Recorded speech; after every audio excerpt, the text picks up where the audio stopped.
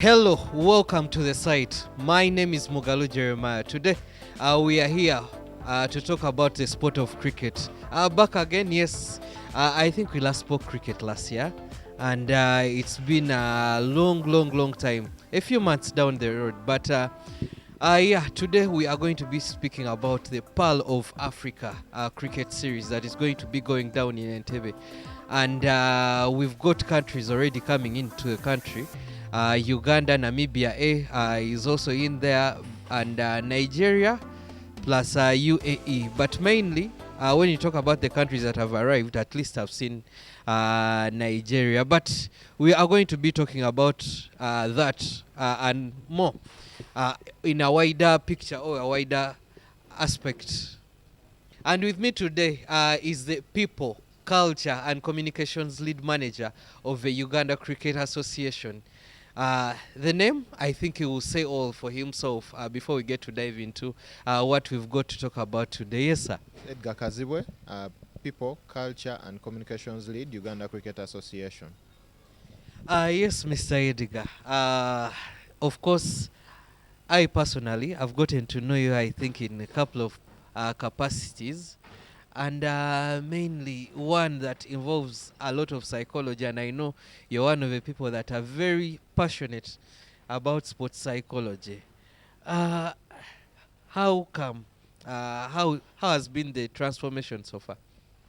I wouldn't say I'm transforming. I would say I'm a man of very many trades. Um, Obviously, I have a lot of knowledge about media. I have a lot of knowledge about how media works because I've been in this field for about 10 years or more. So it's not something that is really peculiar. It is something that I've done before. So fusing the two or supporting in different roles is not something that is new to me. And obviously, there are learning points in every journey, and this is one of them. I'm very glad to have someone who is very versatile. I think I too am one of those people who are kind of versatile. I would say one day I'll wake up while I'm writing. The other day I'll wake up while hosting a show on the site, and on the other day maybe I'll be a spectator. I don't know how much one would get paid for spectating or would volunteer for spectating. But anyway, let us get to dive into the real action that has got us here. Today we are talking about the cricket cranes. I think it's been long since we had a tournament for the cricket cranes. I think it was last in February when we were here with the gentleman himself, Dennis Musali, getting to talk about the second round of the ICC Cricket World Cup Challenge League B. And now we talk about the Pearl of Africa series. First of all, I would like you to enlighten the people out there. What is the Pearl of Africa series? What is it made of? Pearl of Africa Series is a tournament that is organized by Uganda Cricket Association. We usually do invite teams either from around the region or even quite so far. But the intention is to give the national team, the men's national team Cricket Cranes, enough playing time. Usually we do this to have them get prepared for big tournaments. And if you know, in the pipeline, we do have the qualifiers for the T20 World Cup that will be happening in India. And that is the kind of preparation we want to have the teams to be part of. And if you look at the caliber of teams that are coming through, they are high-level teams. There are teams that we expect some of them to face in the qualifiers, but as well, in terms of giving the players good game time, you want to see them compete with the top guns. For example, in UAE, you expect Kenya to give them a good fight. You expect Namibia as well to give them a good fight. So by them taking part and engaging in that, it builds up the resilience in them, and it probably also exposes them to the levels at which other teams are performing or playing, so that they can be able to match up or even get better, but also size up and see whom they can crush, whom they can compete against, whom they can trample over, and they can get over the line once the final tournament comes through and they need to perform. Uh, You've hoped us to get to know how this tournament has come together. But if there's one thing someone would like to know, how is this going to engage the people out there? Or one way I can put it is, what reception do you expect from the local people down here in Uganda?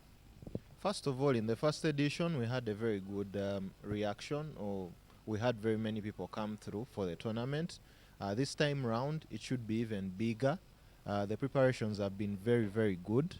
We have several sponsors on board. We have different key players who have put in their resources, but also the association itself. It is investing a lot to make sure everyone has a very good time at the tournament. The tournament will take place in Entebbe. The grounds have been set very well. Every individual who is on ground is making sure it is not just you coming to watch cricket, but it is also a very good experience so that you can be able to feel and engage with different people. You could find your friends there, your hobbies and everyone else, but also you're enjoying the beautiful game of cricket, and that is what our target is as an association. We want to make sure everyone is having the best of experiences around sport and around cricket. Let's talk about the team, its leadership. I know of late we have adapted to a new captain who is Riyazat Alisha.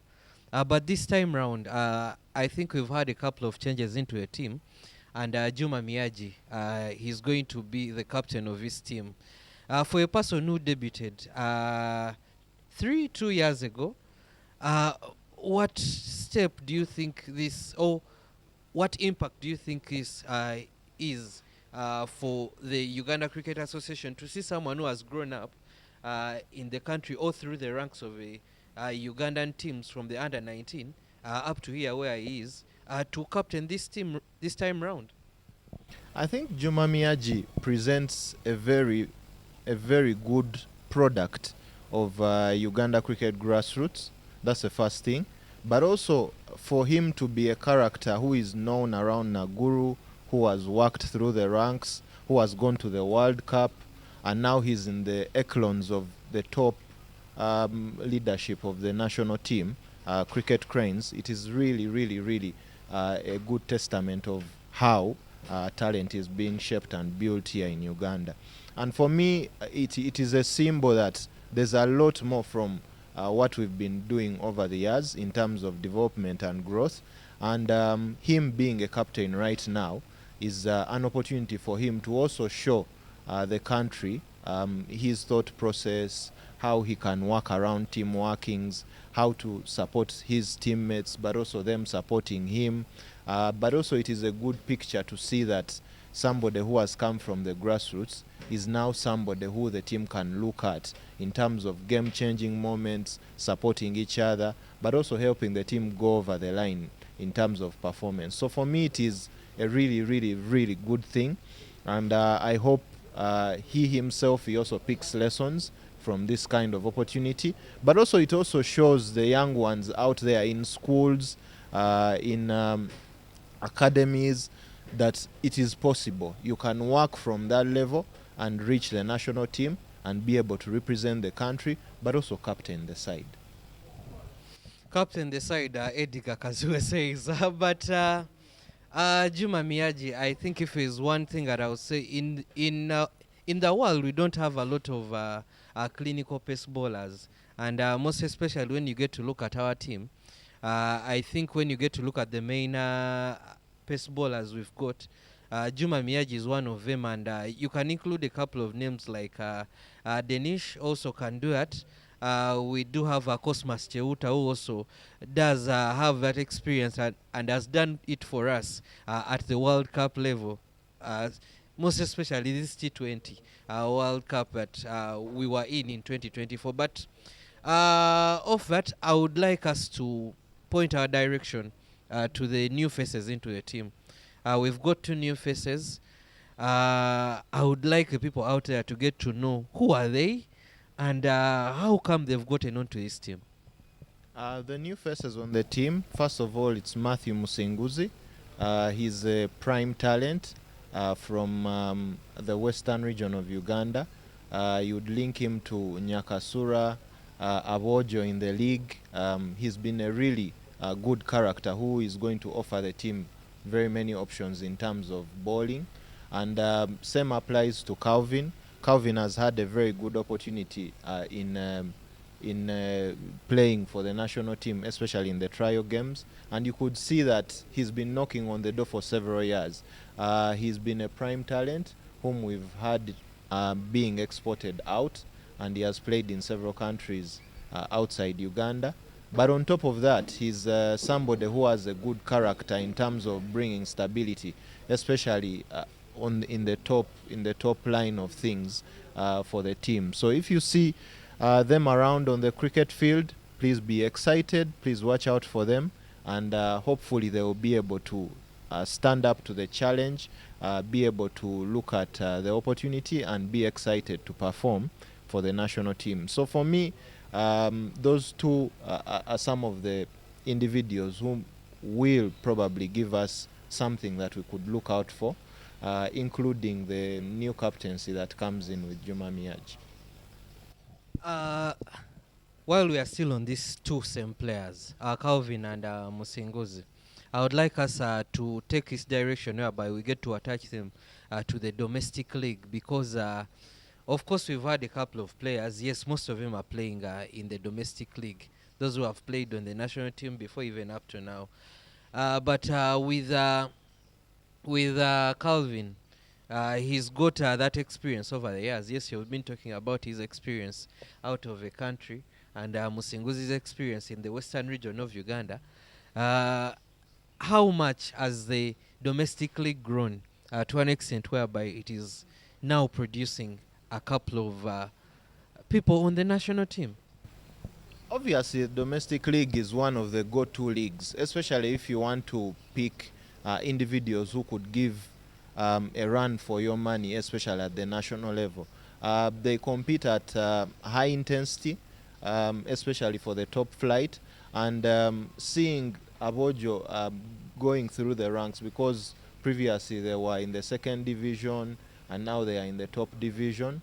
It is really something that shows that the group of boys who are working with the team are very, very capable of sparring others to come through as well.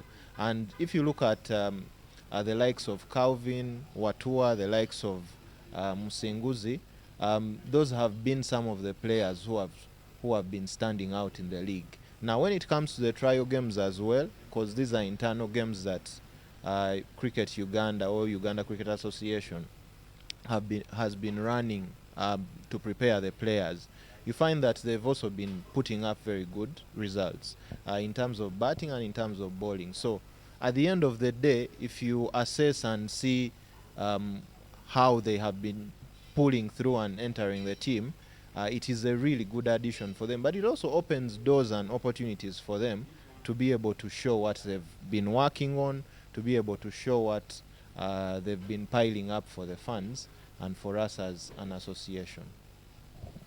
It's it's a good sight for me. I'm a very happy person when I get to watch the league. Yes, I'm not that person who usually moves around most of the time, but at least if there's a game in Lugogo, I would care to catch it. And I think I've watched Calvin a couple of times, and seeing him on the national team, I think it's on merit, on pure merit, and something that gives me joy. But as we leave Calvin and Musinguzi and dive into other options that are onto that team, let's talk about the two returnees onto the team. One, Innocent Mwebaze, who I think we had seen in the World Cup, and Ronald Lutaya, Lutafire, as the people say. How much have you seen so far? Because I know you've gotten to watch most of the games that they have played, but I would like to know your assessment of these two players and how much improvement you have seen in a couple of months. I've been watching. I've gotten a chance to watch Ronald Lutaya. And I think the idea of the selectors is to try to bring him at the top, or even just to be a beautiful addition to the setup, even if he's not going to be at the top. But in general hindsight, he's been having really, really good games. Having a one-on-one chat with him, you find he's very positive. He's an individual who is caring about the process, but also he wants the result to come through. And when given an opportunity, you can clearly see that he's an individual who is ready to give it his best. Obviously, there are days where any player would struggle, but on top of him being given an opportunity, I feel like this is the prime time for him to also prove what he's got to deliver for the team, and also to offer whatever he needs to offer so that the team can go across the line. We've been talking about all these additions, but it's very hard to talk about the additions and not talk about the people that are not here at times. How well do you think the team can cope without, first of all, its season stars in Riyazat Alisha, Henry Senyondo? You know, he's a man of one very, very, very strong weapon that many would say at ayinza okuba ku luno atagireese waba tazze tukoze tutya, but he's a man that delivers always. So how do you think, or how well do you think a team can cope without those two players? I want to count it as an opportunity for, let's say, Matthew Musinguzi to try to fill the shoes, or to try to understand how best or how much Henry Senyondo has contributed to the team. And for me, I would think about it as a chance, especially on home soil, for the young lads who are coming in, Calvin and Musinguzi, to try to see how much they need to fill in, or how much contribution they need to give to the team. But also, you look at it in hindsight and say their absence should be a pointer, especially to the new lads, that at some point your turn is also going to come. But what matters most is how you're going to use it. So in that kind of mindset, you would want, especially the new lads who are coming in, to make sure they are thinking about the sport or the chance in that direction. How best can you honor the person who has given their all before you have gone into their place? So for me, it should be a view of opportunity, a view of giving another person a chance, so that they can be able to also bring in something new, something different, something fresh, so that they can help the team as well be able to reach somewhere where they need to get to. You've been talking about some of the people getting an opportunity, most especially Musinguzi and Watua. But let's not forget, this team holds enough of experience, I think, because we've got Alfresh Ramjani, we've got Denish Nakorani, and the evergreen Barisi, Frank Nsubuga, in the team. How well do you think this can strike a balance in between the experience and the youth? Obviously, it is golden to have the experienced players on board because there are those quite demanding moments where you need to have fast thinking, quick decision making, and those are very crucial. Once in a while, you'll get advice from the seniors, Frank and the rest, Dinesh, who have been to the World Cup as well. And with their knowledge, it's easy for you to make sure you can make the best decisions, but also their counsel should be able to help you as a leader within the team to make the best decisions, especially helping the team, but as well helping you get the results. So for me, it's a no-brainer. Adding them is a plus for the team, but also it gives you that quality or that kind of standard the team should be operating with. You'll find that the senior players will always demand the whole team to remember the standards that the team has always operated on.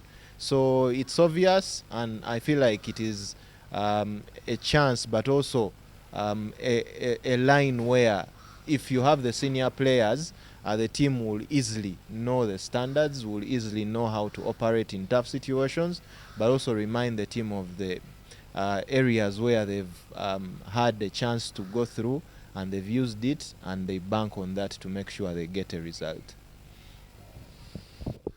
We've gotten to talk about the team a lot more, and I think it's very hard to come onto his show and not talk about Frank Nsubuga. He's been there for a couple of years. He's done it, and with all the experience that he's got from out there, I think it's a time to give his young kids a lot more of experience. Do we have a different program that can engage Frank Subuga and the youth? It's just a question that I think not many have answered, but at some point you get to think about it. We've we, we've often had several CSR activities that we do run as a cricket association. We usually involve at least all the teams. Could be the under 19s who can go and make impactful change in the community. We've had the senior men's team go to different places to support communities and try to help foster change. And for me, these are opportunities that I see everyone can take part in. It's not only for Frank, but it's also for every other individual in the cricket circles who can give back. We've seen a lot of participation in Rotary programs. We've seen different projects come up, and we've had these players go out and try to impact on the community. But as well, there are very many learning opportunities just by even strolling around Lugogo here. You'll find that if you're trying to learn cricket, you'll find all kinds of support. Frank is one of the most passionate about teaching different individuals how cricket goes, what they can add into their game. If he finds a spinner or an off spinner, that is a cup of tea for him, because he will always give you one or two bits of advice, and that golden advice is the reason probably he has stayed on for such a long career. So if you pick some of those things from him, it is very, very helpful. But in hindsight, or in general, I would say there are very many opportunities that the association does create, and in those opportunities, that is where players can morph into community changers, people who can support in different areas. We've often been running opportunities for people to do commentary. There are very many opportunities that do come up, and it's usually about a personal decision. Do I take this journey? Do I go this side? Do I go this? And once the decision is made, then everyone in the community is very ready to support. You've talked about commentary, and I realize we don't have a lot of commentators into our industry of cricket. But anyway, good enough. At least I know two that can at least teach the others. But still on the tournament, let's talk about the ground. Why Entebbe? Entebbe has been one of the best homes for our cricket, and if you got a chance to go to Entebbe, there are higher chances you realize it's one of the most beautiful ovals we have currently around. So from the premise of that, it is serene, and it has a very good atmosphere. It's fresh air, a good breeze from the Lake Victoria. It is really a very good place for someone to have really a good time and enjoy cricket. So for us, that is probably one of the reasons why we think Entebbe is a place that everyone should go to watch that tournament that starts on Thursday. But as well, the kind of preparations that are going down in Entebbe really show that everyone here is ready for cricket. And it is also really accessible, especially for people who are around Entebbe, but also even people who are coming from afar, because if you're, let's say, jetting it into the country, it is really accessible for you who is coming into the country. But in general terms, I would say it is just a very good home for cricket, just like how you see Lugogo and every other ground. But preferably now, Entebbe is the home for the Pearl of Africa T20 series this time round, and hopefully the games in the future games and tournaments will be moving around, and Lugogo has had very many tournaments.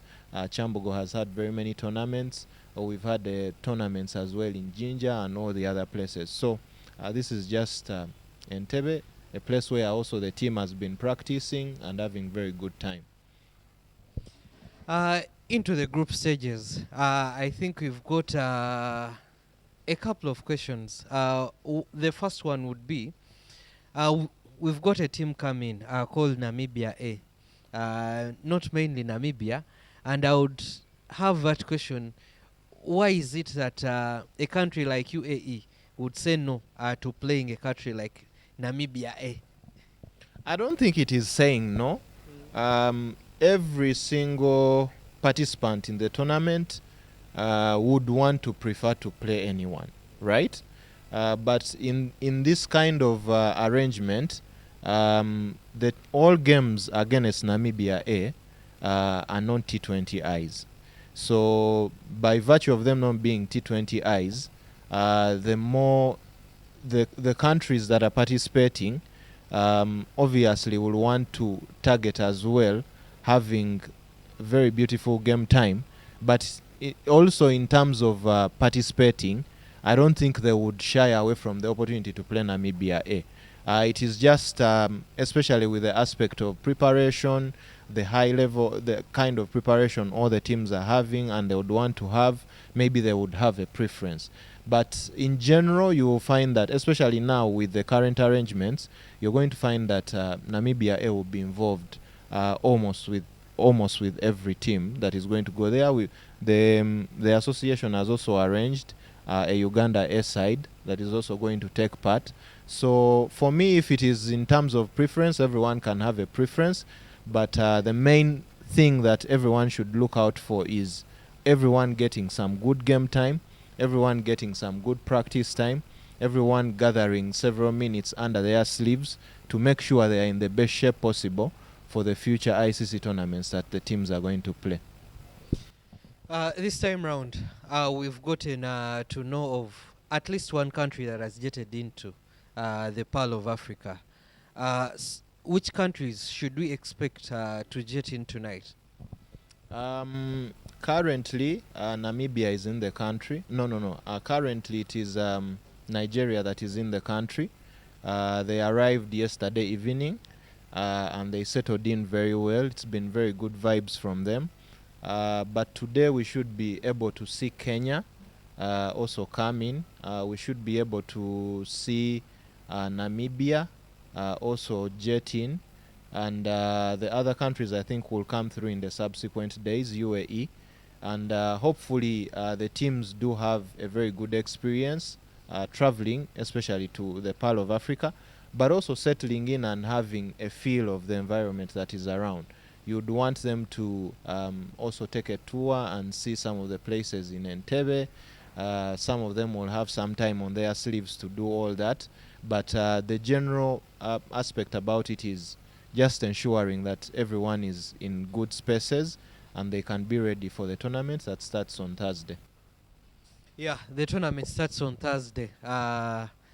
As you very well know, or as Edgar said. But a couple of you may be coming from different areas. I would like to ask Edgar, have you looked through the accessibility of roads of late into the country? Or how do you plan at least to help the people outside there to get to know which road at least they can pass to get into Entebbe or get to the lakeside oval in Entebbe? Accessing the lakeside oval in Entebbe is not a very challenging thing. Obviously, if you use the route on the Entebbe Express, by the time you're off the Entebbe Express, you're just about 8 minutes away from the oval, or even 5 minutes, depending on the traffic lights and everything. But the route to Entebbe Cricket Oval is just opposite. After you've just passed State House, opposite State House, there's a route that branches off to your left. And once you've branched off, you'll easily see in between the golf course, you'll see a route that takes you down on your left after breaking off from the main road. and that should be the easiest way you can get onto the oval.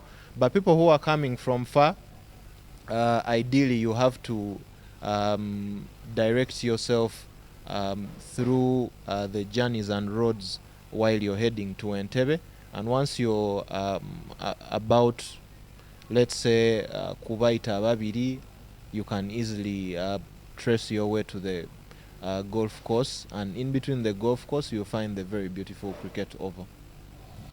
Oh, well, any last words for the people out there?